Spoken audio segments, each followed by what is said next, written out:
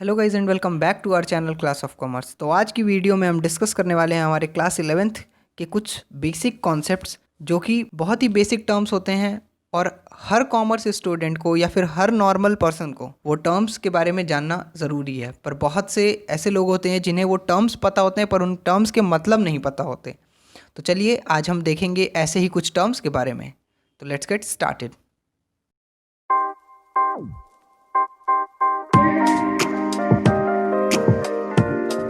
हमारा पहला टॉपिक है एक्सपेंडिचर। सबसे पहले एक्सपेंडिचर का मतलब समझते हैं। एक्सपेंडिचर मतलब होता है कि जब भी हम कुछ अमाउंट खर्च करते हैं या तो किसी असेट को एक्वायर करने में या फिर किसी गुड्स एंड सर्विसेज के लिए, उस पैसे को, उस स्पेंडिंग को हम एक्सपेंडिचर कहते हैं। ठीक है। एक्सपेंडिचर मतलब कि जो भी पैसा हम खर्च करते हैं या तो किसी लाइबिलिटी को पे करने के लिए या फिर किसी एसेट को एक्वायर करने के लिए या फिर किसी गुड्स या सर्विसेज को लेने के लिए, उसी को हम कहते हैं एक्सपेंडिचर। अब एक्सपेंडिचर को हम क्लासीफाई करते हैं 3 पार्ट्स में। एक होता है रेवेन्यू एक्सपेंडिचर, एक होता है कैपिटल एक्सपेंडिचर और एक होता है डेफर्ड रेवेन्यू एक्सपेंडिचर। सबसे पहले बात करते हैं हम रेवेन्यू एक्सपेंडिचर की। तो रेवेन्यू एक्सपेंडिचर वो अमाउंट होता है जो कि हम शॉर्ट पीरियड के लिए करते हैं। जो भी एक्सपेंडिचर हम शॉर्ट पीरियड के लिए करते हैं विद इन 1 ईयर, एक अकाउंटिंग ईयर में जो भी एक्सपेंडिचर हम करते हैं उसे हम कहते हैं रेवेन्यू एक्सपेंडिचर। एग्जाम्पल हो गया आपका रेंट और इंटरेस्ट। सेकंड एक्सपेंडिचर होता है इसी में कैपिटल एक्सपेंडिचर। कैपिटल एक्सपेंडिचर वो एक्सपेंडिचर होता है जो खर्च हम करते हैं बट उसका बेनिफिट हमें मोर देन 1 ईयर के लिए मिलता है। यानी कि हम लॉन्ग टर्म इन्वेस्टमेंट करते हैं तो उस इन्वेस्टमेंट को हम कैपिटल एक्सपेंडिचर कहते हैं। जैसे कि परचेज ऑफ मशीनरी और परचेज ऑफ लैंड। अगर हम कोई लैंड खरीदते हैं तो हमें उसका बेनिफिट जो है वो बहुत ज़्यादा टाइम के लिए मिलता है, तो लैंड का परचेज एक कैपिटल एक्सपेंडिचर होता है। देन थर्ड पार्ट होता है हमारा deferred revenue expenditure. Deferred revenue expenditure थोड़ा सा इंपॉर्टेंट है समझना। इसका मतलब होता है कि डेफर्ड रेवेन्यू एक्सपेंडिचर जो होता है वो रेवेन्यू नेचर का एक्सपेंडिचर होता है। अभी हमने पढ़ा रेवेन्यू एक्सपेंडिचर, तो डेफर्ड रेवेन्यू एक्सपेंडिचर एक रेवेन्यू नेचर का एक्सपेंडिचर होता है। यानी कि डेफर्ड रेवेन्यू एक्सपेंडिचर वो एक्सपेंडिचर होता है जो विद इन अ ईयर किया जाता है बट इसका बेनिफिट जो होता है ये हमें 1 ईयर से ज़्यादा के लिए होता है। जैसे कि एग्जांपल से समझिए आप कि अगर हमने किसी एडवर्टीज़मेंट एक्सपेंस पे कुछ खर्च किया तो एडवर्टीज़मेंट का बेनिफिट हमें ज़रूरी नहीं है इसी अकाउंटिंग ईयर तक मिले। एडवर्टीज़मेंट का बेनिफिट हमें बहुत लॉन्ग टाइम के लिए भी मिलता है। तो एडवर्टीज़मेंट में हम जब ज़्यादा खर्च करते हैं तो उसका हम वो बांट देते हैं। जब हम एडवर्टीज़मेंट में ज़्यादा खर्च करते हैं तो एडवर्टीज़मेंट का जो एक्सपेंडिचर होता है वो हम डिफरेंट ईयर्स में डिवाइड कर देते हैं, तो उस एक्सपेंडिचर को हम कहते हैं डेफर्ड रेवेन्यू एक्सपेंडिचर। तो इतनी बात हुई एक्सपेंडिचर की। टू आवर नेक्स्ट टॉपिक जो कि है हमारा business transaction. Business transaction business transaction वो इकोनॉमिक एक्टिविटी होती है, वो एक्टिविटी होती है जो कि हमारे बिजनेस में मनी के टर्म्स में मेज़र की जा सके। यानी कि बिजनेस में जितने भी ट्रांजैक्शन मनी के टर्म्स में हो रहे हैं वो सारे ट्रांजैक्शन या फिर वो सारे लेन देन, ट्रांजैक्शन मतलब कि दो एंटिटी के बीच में लेन देन, जो भी ट्रांजैक्शन बिजनेस में मनी के टर्म्स में और इकोनॉमिक बेनिफिट को देखते हुए हो रहे हैं उन ट्रांजैक्शन को हम कहते हैं बिजनेस ट्रांजैक्शन। एग्जाम्पल हो गया आपका एक्सपेंस या फिर परचेज, ये सब हमारे बिजनेस ट्रांजैक्शन ही हैं। देन नेक्स्ट है हमारा अकाउंट। अब ये टर्म भी बहुत इंपॉर्टेंट है। अकाउंट मतलब होता है कि अकाउंट क्या होता है। अकाउंट एक समराइज्ड रिकॉर्ड होता है जहाँ पे हम सारे ट्रांजैक्शन को एक हेड के अंदर रिकॉर्ड करते हैं। एक हेड के अंदर मतलब कि एक हेड होता है। हेड मतलब कि एक मेन टॉपिक होता है और उसके बाद उसके सब हेड होते हैं, यानी कि सब टॉपिक होते हैं। तो उसी तरह जो भी हम चीज़ें अकाउंट में, जो भी ट्रांजैक्शन हम रिकॉर्ड करते हैं, हर ट्रांजैक्शन डिफरेंट हेड्स के अंदर आता है। तो वही जो भी ट्रांजैक्शन है वो जिस हेड के अंदर आता है उस हेड के अंडर अकाउंट में रिकॉर्ड होता है। तो अकाउंट क्या होता है? अकाउंट एक समराइज्ड रिकॉर्ड होता है जिसमें सारे ट्रांजैक्शन एक हेड के अंदर रिकॉर्ड होते हैं। अकाउंट्स में 2 साइड होती है। हर अकाउंट में 2 साइड होती है, एक लेफ्ट हैंड साइड और एक right hand side. Left hand side को हम डेबिट साइड बोलते हैं और राइट हैंड साइड को हम कहते हैं क्रेडिट साइड। इतना क्लियर हुआ? देन नेक्स्ट है हमारा कैपिटल। अब कैपिटल हम बहुत समझेंगे, कैपिटल हम समझेंगे ध्यान से। कैपिटल क्या होता है कि जो भी अमाउंट ओनर इन्वेस्ट करता है हमारे बिजनेस में, ओनर जो भी मालिक होता है जो हमारे बिजनेस में अमाउंट इन्वेस्ट करता है, स्टार्टिंग अमाउंट जो भी ओनर इन्वेस्ट करता है बिजनेस में, उसे ही हम कहते हैं कैपिटल। अब कैपिटल ज़रूरी नहीं कैश के फॉर्म में ही हो, वो कैश के फॉर्म में भी हो सकती है और वो असेट के फॉर्म में भी हो सकती है। ओनर अपने बिजनेस में ज़रूरी नहीं कि खाली कैश ही इन्वेस्ट करे, ओनर अपने बिजनेस में कैश भी इन्वेस्ट कर सकता है और असेट भी इन्वेस्ट करता है एज अ कैपिटल। ठीक है, बढ़ते हैं अपने नेक्स्ट टॉपिक पे जो कि है ड्राइंग। अब ड्राइंग क्या होती है? ड्राइंग वो वाली ड्राइंग नहीं जो अभी तक हम करते आए हैं पेंसिल पेन पे, पेंसिल पेपर लेके, वो ड्राइंग नहीं। यहाँ पे ड्राइंग का मतलब पूरा डिफरेंट है। यहाँ पे ड्राइंग का मतलब होता है कि ओनर अपने पर्सनल यूज़ के लिए जब भी बिजनेस में से अमाउंट विड्रॉ करता है, कुछ भी पैसा ओनर जब अपने बिजनेस में से अपने पर्सनल यूज़ के लिए विड्रॉ कर लेता है, तो उस पैसे को, उस विड्रॉल अमाउंट को हम ड्राइंग कहते हैं। क्या होती है ड्राइंग? जब भी ओनर बिजनेस के पैसे में से कुछ अमाउंट विड्रॉ कर लेता है अपने पर्सनल यूज़ के लिए, तो उस ही विड्रॉल अमाउंट को हम क्या कहते हैं? ड्राइंग कहते हैं। जैसे एग्जांपल इसमें लिखा है कि purchase of car for wife by withdrawing money from business. तो इसमें देखिए साफ साफ लिखा है कि ओनर ने कार परचेज की, किसके लिए? वाइफ के लिए। और अमाउंट कहाँ से लिया? बिजनेस में से। बिजनेस और वाइफ का कोई लेना देना नहीं है, बट उसने वाइफ के लिए कार ली और पैसा बिजनेस से लिया, तो ये जो भी अमाउंट जितना बिजनेस से उस ओनर ने लिया, वो अमाउंट हमारा ड्राइंग कहलाता है। इसी तरह हमारा नेक्स्ट टॉपिक है प्रॉफिट। प्रॉफिट बहुत ही जनरल सा टॉपिक है, सब लोग यूज़ करते हैं। प्रॉफिट बस इतना याद रखिए कि प्रॉफिट हमें कब होगा? जब हमारे रेवेन्यू ज़्यादा होंगे एक्सपेंस से। हमने रेवेन्यू पढ़ा कि जब भी हम किसी गुड्स और सर्विसेज को सेल करते हैं तो जो उससे अमाउंट रिसीव होता है उसे हम रेवेन्यू कहते हैं। और एक्सपेंस क्या होते हैं? एक्सपेंस वो अमाउंट होता है जो कि हम गुड्स और सर्विस प्रोड्यूस करने में खर्च करते हैं। तो जब भी हमारा रेवेन्यू ज़्यादा होगा एक्सपेंस से, तो हमें प्रॉफिट होगा। अब नेक्स्ट टॉपिक है गेन। मेन डिफरेंस क्या है प्रॉफिट और गेन में? डिफरेंस समझना, अपनी अंडरस्टैंडिंग बनाना प्रॉफिट और गेन के बीच में। प्रॉफिट और गेन थोड़ा सा कंफ्यूजिंग है क्योंकि सब लोग कहते हैं गेन भी फ़ायदा होता है, प्रॉफिट भी फ़ायदा होता है, तो दोनों एक ही चीज़ हुई। बट नहीं, दोनों में बहुत ही रेयर डिफरेंस होता है जो कि बहुत कम लोग को पता होता है, बट आप इसे ध्यान से पढ़िएगा। गेन क्या होता है?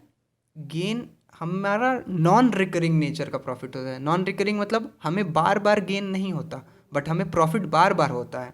कैसे? गेन मतलब होता है कि अननेचुरल प्रॉफिट। अननेचुरल प्रॉफिट मतलब अनएक्सपेक्टेड, जिसकी हमने एक्सपेक्टेशन नहीं की थी, कि जो हमें एक्सपेक्टेड नहीं था कि हमें प्रॉफिट होगा, पर हमें प्रॉफिट हो जाता है। अनएक्सपेक्टेड प्रॉफिट ही हमारा गेन कहलाता है।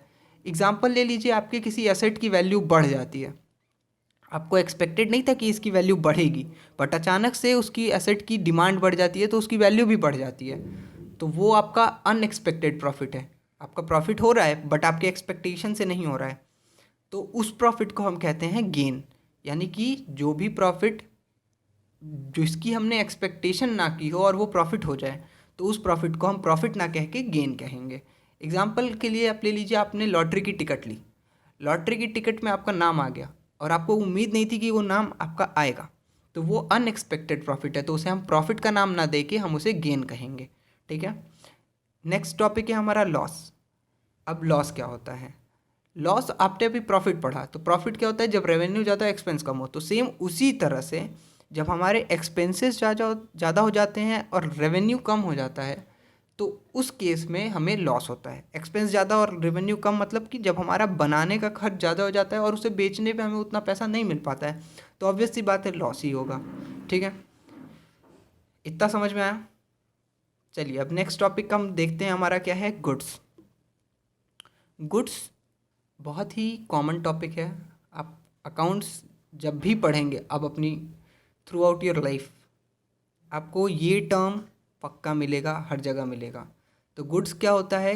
जो भी प्रोडक्ट हम अपने बिजनेस में यूज़ करते हैं परचेज़ या सेल करने के लिए, रीसेल करने के लिए। जो भी प्रोडक्ट हम अपने बिजनेस में डीलिंग के पर्पज़ से यूज़ करते हैं, उसको सेल करने के पर्पज़ से यूज़ करते हैं, अपने बिजनेस के यूज़ के लिए नहीं। उस प्रोडक्ट को हम इसीलिए ख़रीदते हैं ताकि हम उसमें कुछ इन्वेस्टमेंट करके, कुछ मॉडिफिकेशन करके उसे बेच सकें। तो उन प्रोडक्ट को गुड्स कहते हैं। यानी कि गुड्स क्या होते हैं? गुड्स ऐसे प्रोडक्ट होते हैं जो कि हम रीसेल पर्पज़ के लिए ख़रीदते हैं, not for the use of business. तो उन प्रोडक्ट्स को हम कहते हैं गुड्स। ठीक है। नेक्स्ट टॉपिक है हमारा परचेज़। परचेज़ यानी कि जो भी गुड्स या सर्विसेज हम रीसेल के लिए खरीदते हैं, उस खरीदने को हम परचेज़ कहते हैं। For example, purchase of raw material. Raw material हम किस लिए ख़रीदते हैं? ताकि हम उसको मैन्युफैक्चर करके गुड्स बना के बेच सकें। तो रॉ मटेरियल का ख़रीदना जो है उसे ही हम परचेज़ कहते हैं। अब परचेज़ दो तरीके से क्लासीफाई होते हैं, एक होता है कैश परचेज़ और एक होता है क्रेडिट परचेज़। कैश परचेज़ यानी कि परचेज़ करना कैश पे करके, और क्रेडिट परचेज़ यानी कि हम परचेज़ तो कर रहे हैं पर अभी उसका पैसा पे नहीं कर रहे, तो वो जो परचेज़ हुआ वो उधार पे ख़रीदना हुआ। तो उधार पे ख़रीदने को हम कहते हैं क्रेडिट परचेज़। अब इसी का एक टर्म है परचेज़ रिटर्न। परचेज़ रिटर्न मतलब क्या होता है? जब भी हम कोई गुड्स परचेज़ करते हैं यानी कि ख़रीदते हैं, तो गुड्स खरीदने के बाद अगर हमें उस गुड्स में कुछ डिफेक्ट लगता है या फिर गुड्स अच्छे नहीं लगते या फिर ज़्यादा अमाउंट में हम खरीद लेते हैं, तो हम उस परचेज़ को रिटर्न कर देते हैं, वापस कर देते हैं। तो उस वापस करने को, गुड्स को खरीदने के बाद वापस करने को हम अकाउंट्स के टर्म में कहते हैं परचेज़ रिटर्न। उस गुड्स को वापस करने को क्या कहते हैं? Purchase return. यानी कि जब बायर अपने गुड्स को सप्लायर को रिटर्न कर दे तो उसे ही हम कहते हैं परचेज़ रिटर्न। अब अपने नेक्स्ट टॉपिक पे बढ़ते हैं जो कि है सेल्स। सेल्स क्या होता है? जब भी हम कोई गुड्स या सर्विसेज जो प्रोड्यूस किए रहते हैं, जब हम उसे सेल करते हैं, तो जो रेवेन्यू अर्न होता है, रेवेन्यू को हम क्या कहते हैं? सेल्स। सेल्स भी दो तरीके की होती हैं, एक होती है कैश सेल और एक होती है क्रेडिट सेल। कैश सेल यानी कि जब हम कुछ सामान बेचते हैं तो उसके बदले में रिटर्न में हमें कैश मिलता है। बट क्रेडिट सेल क्या होता है? जब भी हम कोई सामान बेचते हैं, कोई कमोडिटी सेल करते हैं, उसके बदले में हमें कैश नहीं मिलता है। तो जब हमें उसके बदले में कैश नहीं मिलता है तो क्या होता है? हमें कैश कभी ना कभी तो मिलेगा। तो जब भी हमें कैश नहीं मिलता है तो जो पर्सन या फिर जो एंटिटी हमें कैश देने वाली होती है या फिर हमें अमाउंट पे करने वाली होती है, वो एंटिटी हमारे लिए डेटर बन जाती है तब तक के लिए जब तक कि वो कैश पे नहीं करती। बात फिर से समझिएगा, जब भी हम क्रेडिट पे गुड्स को सेल करते हैं तो जो भी एंटिटी सामान ले लेती है बट उसकी पेमेंट नहीं करती है, तो वो एंटिटी हमारे लिए डेटर बन जाती है तब तक के लिए जब तक कि वो उस अमाउंट को पे नहीं करती। किस केस में? सेल्स के केस में। जब भी कोई आदमी उधार पे सामान खरीदता है तो जब तक वो पेमेंट नहीं करता है तब तक के लिए वो डेटर के रूप में लिया जाता है जो उसे सामान बेचा रहता है। तो ये बात समझ में आई। अब सेल्स रिटर्न क्या होता है? सेल्स रिटर्न वही जब कोई किसी को सामान बेचता है और वो बेचा हुआ सामान वापस से उसके पास आ जाता है, तो उस रिटर्न को हम कहते हैं सेल्स रिटर्न। अब नेक्स्ट टॉपिक है डेटर्स, जिसके बारे में अभी हमने ऊपर बात की सेल्स में कि डेटर वो पर्सन होता है जो क्रेडिट सेल करता है।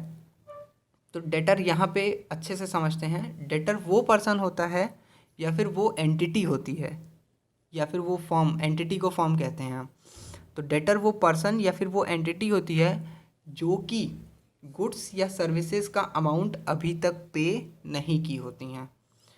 जो वो एंटिटी जो कि गुड्स परचेज कर लेती हैं बट उसका अमाउंट अभी तक पे नहीं की होती हैं, उस एंटिटी को हम कहते हैं डेटर्स।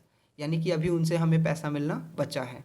तो जो डेटर्स होते हैं वो हमारे बिजनेस के लिए एक तरह से असेट का काम करते हैं, क्योंकि वो हमें आने वाले फ्यूचर में हमें पैसा रिटर्न करेंगे। तो वो पर्सन होते हैं डेटर। सेम इसी तरह होते हैं क्रेडिटर। क्रेडिटर यानी कि बिजनेस जब किसी से गुड्स खरीद लेता है और उसे पैसा पे करना बचा रहता है, यानी कि क्रेडिट सेल की बात की जा रही है, क्रेडिट परचेज सॉरी। जब हम किसी से क्रेडिट परचेज करते हैं यानी कि कोई सामान उधार पे ख़रीदते हैं पर उसकी पेमेंट अभी करनी रहती है, तो उस पर्सन को वो पर्सन के लिए हम क्रेडिटर हो जाते हैं। क्रेडिटर यानी कि हमें अभी कोई लायबिलिटी पे करनी है। तो जब भी बिज़नेस में हम क्रेडिटर होते हैं तो वो बिज़नेस के लिए लायबिलिटी होती है। डेटर्स बिजनेस के लिए असेट होते हैं, पर क्रेडिटर बिजनेस के लिए लाइबिलिटीज़ होती हैं। इसी तरह से एक हमारा नेक्स्ट टर्म आता है बिल्स रिसीवेबल। बिल्स रिसीवेबल एक अकाउंटिंग टर्म है बिल्स ऑफ एक्सचेंज का। बिल्स रिसीवेबल यानी कि ऐसा बिल होता है जो कि हम क्रेडिट सेल करते टाइम सेलर जो होता है वो बायर को देता है, और उसके बदले में जब भी कोई सेल क्रेडिट पे होती है तो उसके बदले में उसको एक बिल दे देता है। उस बिल में ये रहता है कि आपको इतने मंथ्स बाद प्लस 3 डे ग्रेस, जब भी कोई बिल ड्रॉ होता है तो उस पर 3 दिन का ग्रेस मिलता है पे बिल के पेमेंट अकाउंट टाइमिंग के बाद।